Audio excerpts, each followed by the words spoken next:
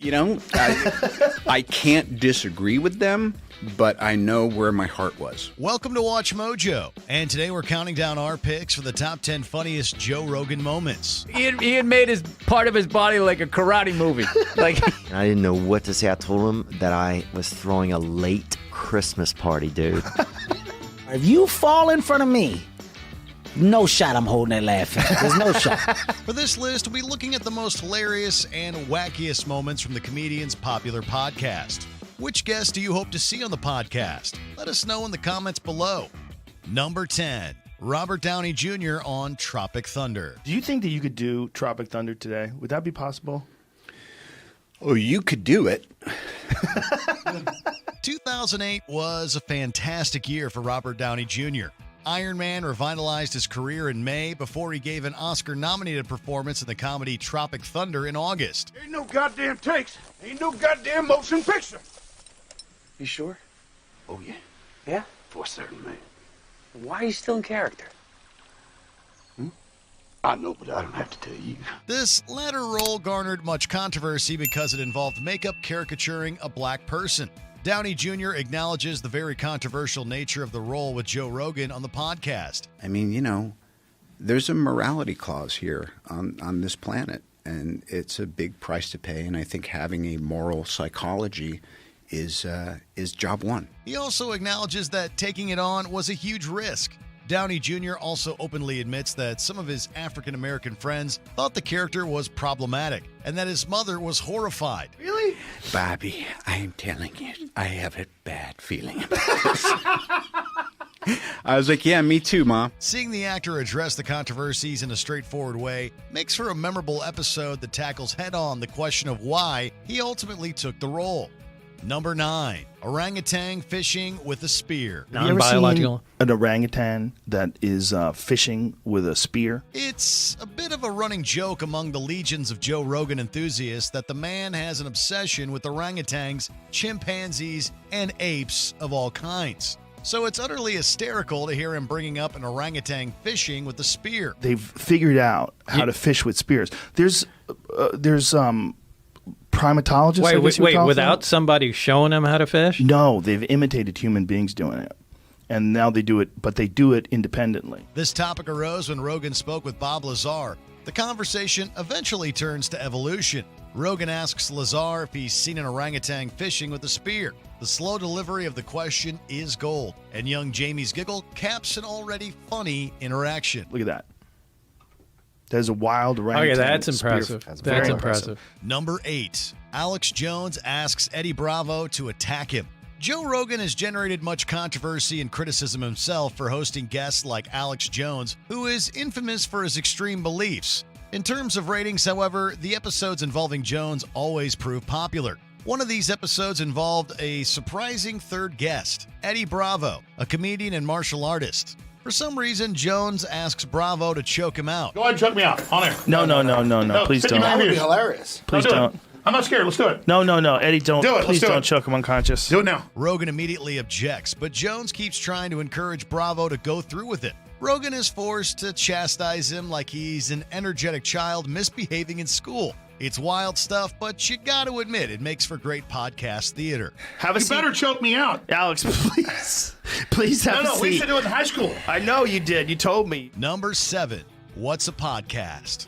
The late, great John Witherspoon was a funny man known for roles like Willie Jones in the Friday series and his voice work of Granddad in The Boondocks. I don't know what difference that makes. When Rogan hosted Witherspoon and his son JD, the topic turned to making podcasts. But not everyone is familiar with the term. When Witherspoon is asked about doing a podcast, he isn't sure about what that exactly is. His son JD is quick to answer, "That's what we're doing right now." The situation was doubly hilarious because Witherspoon was, of course, right then on one of the most popular podcasts in America. Both JD and Joe bust a gut laughing at the situation, and we can't help but laugh along with them. Number 6, Theo Von's Christmas Story. One of the finest modern comedians, Theo Von is known for being buddies with Rogan collaborator Brendan Schaub, and for his podcasts This Past Weekend and The King and the Sting. While appearing on Rogan's podcast, Vaughn recalls the time he had a little too much to drink and locked himself out of his apartment. I have to go to my landlord, dude, who lives right down the hall. Oh, no. And tell him, like, hey, man. 2:30 in the morning. I got locked out. And the blender's on, son.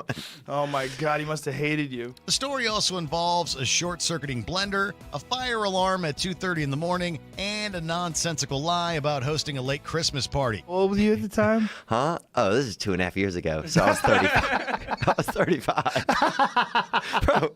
Joe absolutely loves the story and laughs the whole way through it. Even producer Jamie can also be heard chuckling. It's well worth a listen, as Vaughn proves a captivating storyteller. That was fun. How long did you live there for? I still live there. Whoa. Yeah, we've patched. I mean, we kind of, like I've caught him doing some things. So I think we're all even. Number 5, expired pills. Comedian and actor Joey Diaz, a successful podcast host himself, is widely appreciated for his appearances on the Joe Rogan Experience. On one occasion, he regales Rogan with the story of when he once took a Vicodin that was 60 days past its expiry date, which he had found in the pocket of his pants. These pants had gone through the wash, and Rogan points out that this means the pill had been all washed with detergent and bleach. Of course, the hilarious story continues with Diaz popping half the Vicodin before going on stage and then ending up blacking out. Like the first 30 minutes, I couldn't wait to get back to the hotel room to eat the other half. Moral of the humorous story, don't pop expired medication that has been put through the washing machine. Number 4, Kevin Hart and the hoverboard video. Kevin Hart is one of the world's most popular comedians, and he is in full form while joking about a hilarious video he watched. The comedian fully describes the viral clip of an older man attempting to ride a hoverboard. He's got to be like 69, 70. And, his grandkids are there, and he's like, let me try it. Let me try it. And this man gets on this hoverboard and takes... If you saw Mike Tyson fall on a hoverboard, his fall was worse than Mike Tyson's. After the man falls, he asks his grandkids why the hoverboard moved from underneath him. Hart laughs while recounting the story several times and claims that he played the video for everybody he knows. He tells Joe that some people would have found it hard to watch, whereas he finds humor in watching people tumble. Falling makes me laugh. I don't care who you are. Falling makes me laugh. We don't know what's funnier, watching people fall without getting hurt or listening to Hart joke about people falling. If you fall in front of me, there's no shot that I'm not... Number 3, Elon Musk's flamethrowers. This episode of Elon Musk has entered the annals of all-time greatest Joe Rogan Experience episodes. Much of the media got into a frenzy over Musk's on-air behavior, specifically the moment in which he takes a puff laced with a little something extra. But the funniest moment of the interview comes when Musk talks about his not a flamethrower. Well, we didn't put a lot of time into the flamethrower. This was an off-the-cuff thing. He and Rogan talk about the fiery tools and the controversy around them. Musk admits that making them was a terrible idea and claims that people shouldn't buy one. I said, don't buy this flamethrower. Don't buy it. Don't buy it. That's what I said. But still, people bought it. Then he admits that he made 20,000 of them. But you know what the real punchline is? The flamethrower's completely sold out. And they're all gone. In 4 days? It sold out in 4 days. Number 2, The Hand Wants Revenge. Joe Rogan and Bill Burr make for a fantastic duo, and throughout this episode, Burr proves himself a masterful storyteller. The two share old Boston fighting stories for 20 straight minutes, with everyone being funnier than the last. I shouldn't tell these stories because I don't know, because it's my version of what it was a long like. You're not naming names. The funniest story comes from Burr, who tells of a friend who hurt his shoulder in a fight. We can't fully repeat the story here, but it involves a crazy roller coaster of injuries, hits, and a killer punchline that has Rogan howling with laughter. And afterwards we said to him, like, dude, why didn't you throw the other hand? And he goes, because I wanted this hand to get its revenge. I swear to God. like he had made his part of his body like a karate movie. Burr is a great stand-up comedian and always has a wealth of great stories to pull from. When people talk about, you're a funny comedian and blah, blah, the characters that I grew up with and what I loved about what they did and what they said was they weren't trying to be funny. Like he was dead serious. He wanted revenge for this harm. Before we continue, be sure to subscribe to our channel and ring the bell to get notified about our latest videos. You have the option to be notified for occasional videos or all of them. If you're on your phone, make sure you go into your settings and switch on notifications. Number 1. Joe takes himself down. It must not be easy talking to someone like Elon Musk. As Rogan himself has noted, talking to people with that kind of intellect can prove incredibly intimidating.